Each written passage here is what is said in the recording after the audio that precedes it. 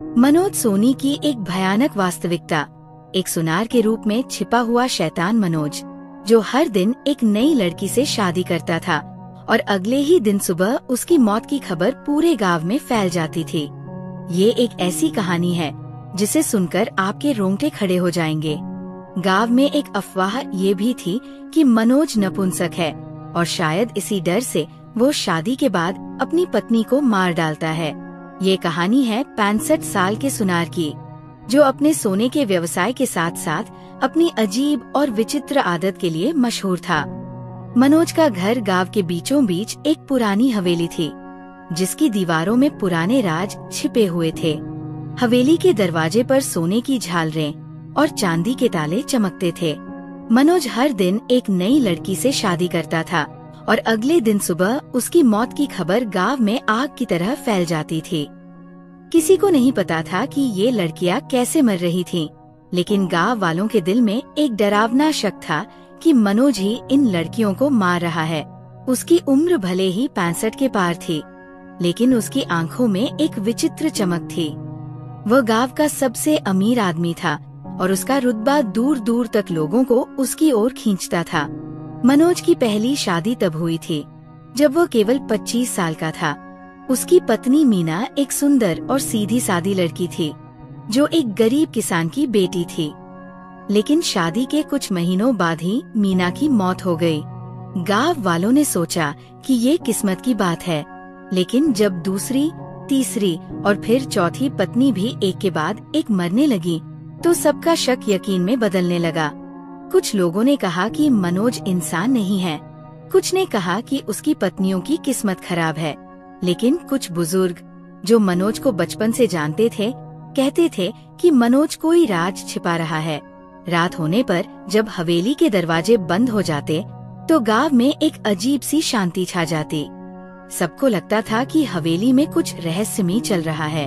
एक दिन गांव में फिर खबर फैली कि मनोज फिर से शादी करने जा रहा है। इस बार दुल्हन का नाम शालिनी था। वह एक गरीब परिवार की लड़की थी। उसके माता पिता मनोज के पैसे के आगे मजबूर हो गए थे। शालिनी बहुत ही सुंदर थी और इतनी मासूम थी कि हर कोई उसकी ओर खिंच जाता था। लेकिन गांव वालों को इस शादी में कोई खुशी नहीं थी, क्योंकि वे जानते थे कि शालिनी का भी वही हाल होगा जो बाकी लड़कियों का हुआ था। शादी का दिन आया। हवेली को फूलों और लाइटों से सजाया गया था। गांव वाले दिल से नहीं, बल्कि रस्म निभाने के लिए इकट्ठा हुए थे। मनोज सोने के कुर्ते और पगड़ी में राजा जैसा दिख रहा था। शालिनी लाल जोड़े में उदासी के साथ बैठी थी। जब रात को सभी सो गए, तो मनोज शालिनी को हवेली के सबसे बड़े दरवाजे के पास ले गया और अगले दिन सुबह हमेशा की तरह शालिनी की मौत की खबर गांव में फैल गई। गांव वालों ने सिर झुकाकर इसे हादसा मान लिया, लेकिन उनके दिल में एक सवाल था, मनोज ऐसा क्यों कर रहा है? गांव में एक और लड़की थी, डॉक्टर नंदिनी। वो गांव के स्कूल और हेल्थ सेंटर में बच्चों और महिलाओं की सेवा करती थी। वह महिलाओं को उनके अधिकारों और आत्मविश्वास के बारे में सिखाती थी। नंदिनी ने बचपन से ही मनोज की कहानियाँ सुनी थी। उसे पता था कि मनोज की शादियों के पीछे कोई राज जरूर है। नंदिनी के माता पिता गरीब थे, लेकिन उन्होंने उसे पढ़ाया और डॉक्टर बनाया। गांव वाले उसका बहुत सम्मान करते थे, क्योंकि वह मुश्किल समय में लोगों की मदद करती थी।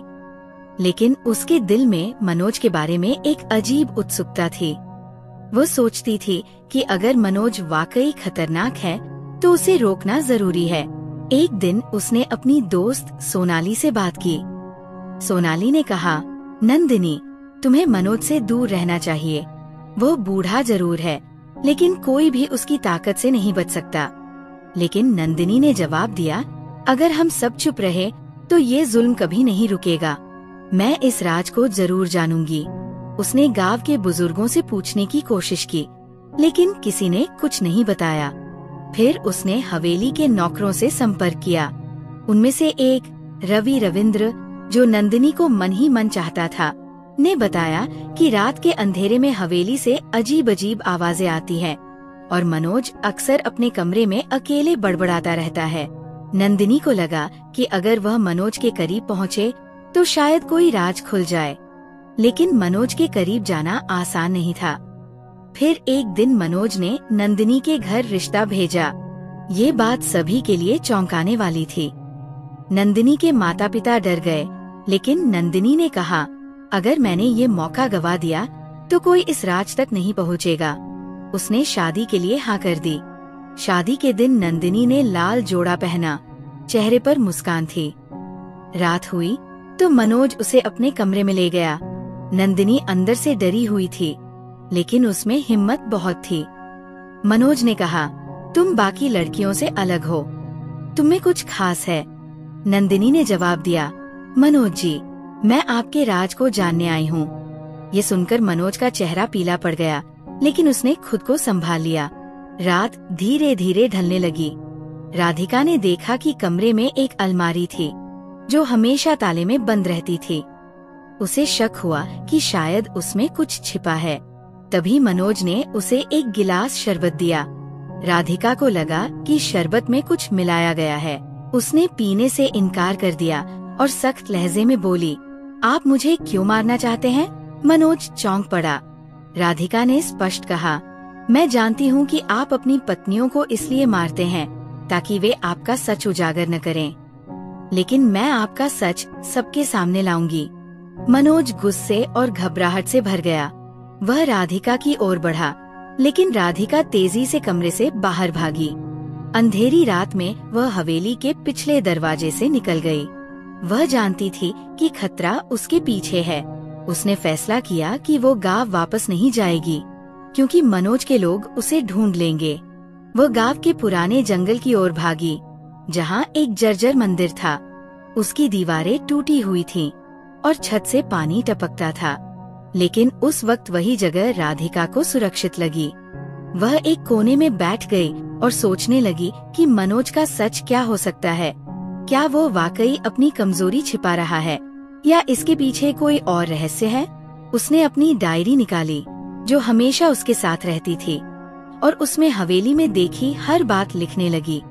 वो बंद अलमारी, मनोज का दबा हुआ व्यवहार, उसके चेहरे पर डर की झलक। राधिका जानती थी कि अगर उसे गांव वालों को सच दिखाना है तो उसे ठोस सबूत जुटाने होंगे।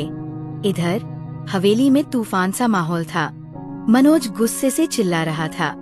उसने अपने सबसे वफादार नौकर रामू वरूप को बुलाया और कहा, तुझे पता है, अगर यह लड़की गांव वालों तक पहुंच गई तो बड़ा खतरा हो जाएगा। जो करना पड़े कर, लेकिन उसे रोको। राम स्वरूप, जो हर गुनाह में उसका साथी था, कुछ लोगों को लेकर राधिका की तलाश में निकल पड़ा। उसने गांव की हर गली, खेत और कुएं को छान मारा, लेकिन राधिका का पता नहीं चला। गांव में अब तरह तरह की बातें फैलने लगी थीं। कुछ लोग कहते थे कि राधिका को नहीं पता कि वह किससे टकरा रही है, लेकिन कुछ लोग, खासकर उसकी दोस्त प्रियंका, कुछ पढ़े लिखे युवा, राधिका के साथ खड़े होने लगे। प्रियंका ने गांव के कुछ युवकों से बात की और कहा, हमें डॉक्टर राधिका की मदद करनी चाहिए। अगर वह मनोज का सच सामने लाती है तो हमें उसका साथ देना चाहिए। मनोज अपने कमरे में अकेला बैठा था। उसके हाथ में एक पुराना पत्र था जिसे उसने सालों से संभाल कर रखा था। ये उसकी पहली पत्नी सुमन का लिखा हुआ था, जो उसकी मृत्यु से पहले लिखा गया था। उसमें लिखा था, मनोज, तुम एक अच्छे इंसान बन सकते हो, लेकिन तुम्हारा डर तुम्हें बर्बाद कर देगा। सच का सामना करो। मनोज उस पत्र को बार बार पढ़ता। उसकी आंखों में एक अजीब उदासी थी।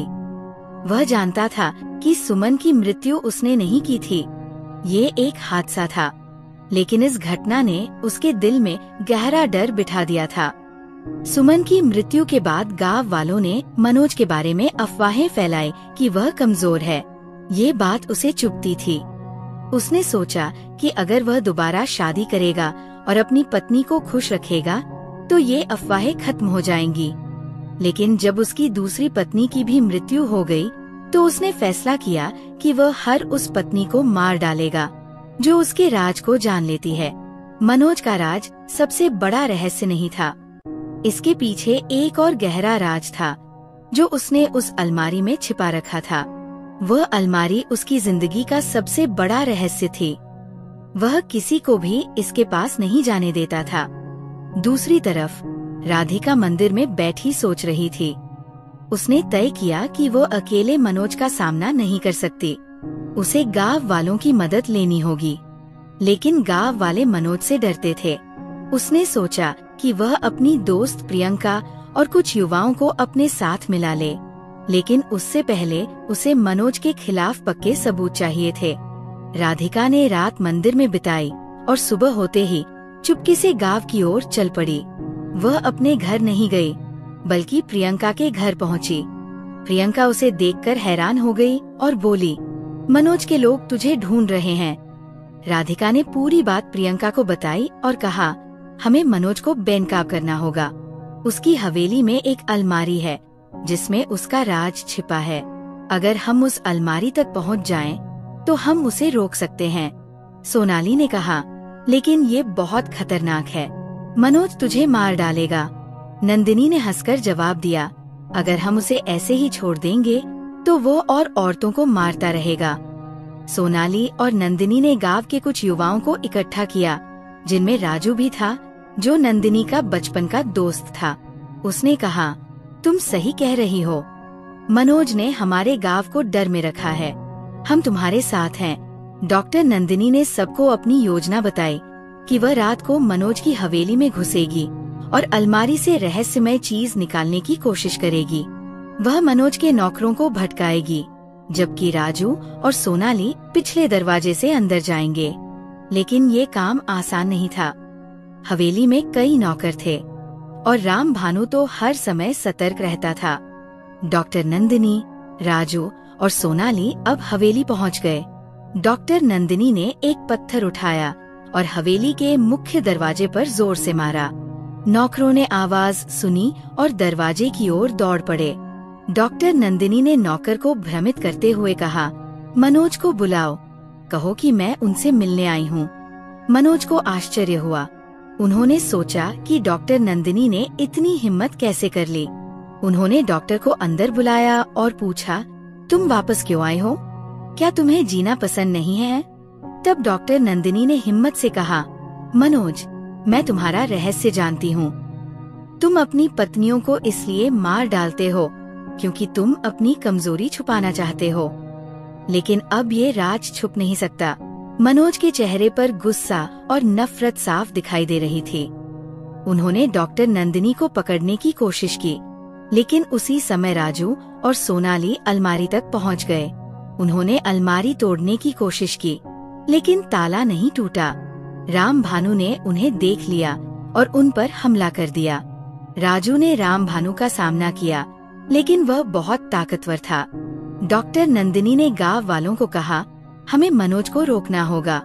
उसका राज उसकी अलमारी में बंद है। गांव वाले हवेली के बाहर खड़े होकर नारे लगाने लगे। मनोज और उसके नौकर घबरा गए। उन्होंने गांव वालों को रोकने का आदेश दिया, लेकिन भीड़ बढ़ती जा रही थी। डॉक्टर नंदिनी ने कहा, अभी भी समय है, सच बोल दो मनोज, वरना ये लोग तुम्हें नहीं छोड़ेंगे। मनोज की नजरों में हार दिख रही थी, लेकिन उन्होंने खुद को संभालते हुए कहा, तुम मेरा रहस्य कभी नहीं जान सकते। राजू और सोनाली अभी भी अलमारी तोड़ने की कोशिश कर रहे थे। तभी अचानक ताला टूट गया और कुछ पुराने कागज और एक डायरी बाहर आई। राजू ने डायरी खोली, जिसमें मनोज की जिंदगी के कई काले राज लिखे थे। डॉक्टर नंदिनी ने चिल्लाकर कहा, गांव वालों, अलमारी में राज छुपा है, हमें मनोज को रोकना होगा। गांव वालों ने हवेली का दरवाजा तोड़ दिया। मनोज अब पूरी तरह अकेला था। उसके नौकर भी चले गए थे, लेकिन मनोज हार मानने को तैयार नहीं था। उसने हवेली में छुपे एक गुप्त दरवाजे से भागने की कोशिश की। डॉक्टर नंदिनी ने उसे देख लिया और उसके पीछे भागी। मनोज जंगल में दौड़ गया। राजू और सोनाली भी उसके पीछे दौड़े। जंगल घना था और मनोज की आवाज कहीं खो गई थी। डॉक्टर नंदिनी ने कहा, हमें उसे पकड़ना होगा, वरना वह फिर किसी के साथ गलत करेगा। राजू ने कहा, नंदिनी, हमें वापस जाना चाहिए, क्योंकि हमारे पास डायरी है। इसमें कुछ ऐसा है जो मनोज को गलत साबित करेगा।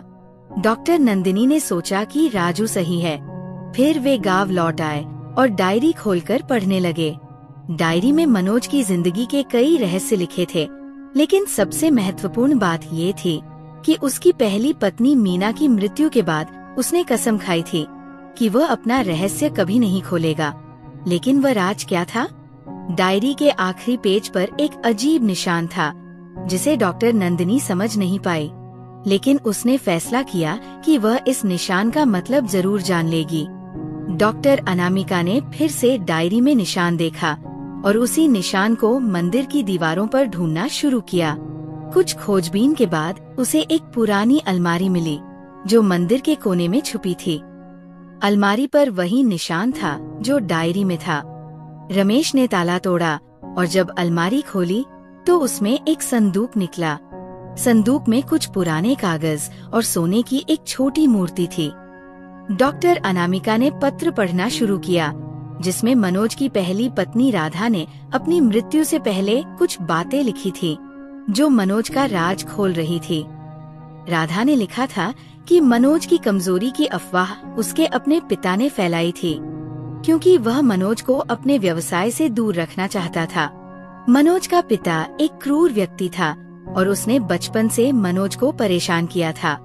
राधा की मृत्यु एक हादसा थी, लेकिन मनोज ने इसे अपनी कमजोरी बना लिया। उसने सोचा कि अब वह अपनी पत्नियों से शादी करेगा और उन्हें मार देगा ताकि कोई उसका रहस्य न जान सके। लेकिन इसके पीछे एक और बड़ा रहस्य था। पत्र में लिखा था कि मनोज ने गांव का एक पुराना खजाना छुपाया था जो इस मंदिर में छिपा था। मनोज उस खजाने के बारे में किसी को बताना नहीं चाहता था। डॉक्टर अनामिका ने मंदिर की मूर्ति को ध्यान से देखा। उस पर एक नक्शा बना था जो मंदिर के नीचे की ओर जाता था। डॉक्टर अनामिका, रमेश और प्रिया ने मिलकर मंदिर की फर्श खोदना शुरू किया। थोड़ी मेहनत के बाद उन्हें एक संदूक मिला जिसमें सोने के सिक्के और जवाहरात से भरा हुआ बड़ा खजाना था। रमेश ने कहा, अनामिका, हमें अब जाना होगा। हम इस खजाने को गांव ले जाएंगे और मनोज को बेनकाब करेंगे। जब मनोज मंदिर के पास पहुंचा और लोगों की भीड़ देखी तो वह भागने लगा, लेकिन रमेश और अन्य युवाओं ने उसे पकड़ लिया। उसने चिल्लाकर कहा, मैं गांव का सबसे ताकतवर आदमी हूँ, तुम मेरा कुछ नहीं बिगाड़ सकते। तब अनामिका ने कहा, मनोज, अब तेरा चेहरा सामने है और ये खजाना गांव वालों के काम आएगा। फिर एक बुजुर्ग व्यक्ति ने पास के पुलिस स्टेशन को सूचना दी। पुलिस ने मनोज और उसके कुछ खास साथियों को पकड़ लिया। मनोज को जेल भेजा गया, जहां उस पर कई हत्याओं का केस चला। अदालत में डॉक्टर अनामिका, रमेश और प्रिया ने बयान दिए। गांव वालों ने भी मनोज की कहानी बताई। ये कहानी हमें सिखाती है कि सत्य और न्याय हमेशा जीतता है। परिस्थिति कितनी भी मुश्किल हो, उनकी वास्तविकता एक दिन सबके सामने आती है। साहस और एकता के साथ हम किसी भी बुराई को हरा सकते हैं, क्योंकि न्याय के रास्ते में धैर्य और कड़ी मेहनत जरूरी है। अगर आपको ये कहानी पसंद आई तो हमारी चैनल को सब्सक्राइब करना न भूलें और हाँ, वीडियो को जरूर लाइक कर दें। धन्यवाद।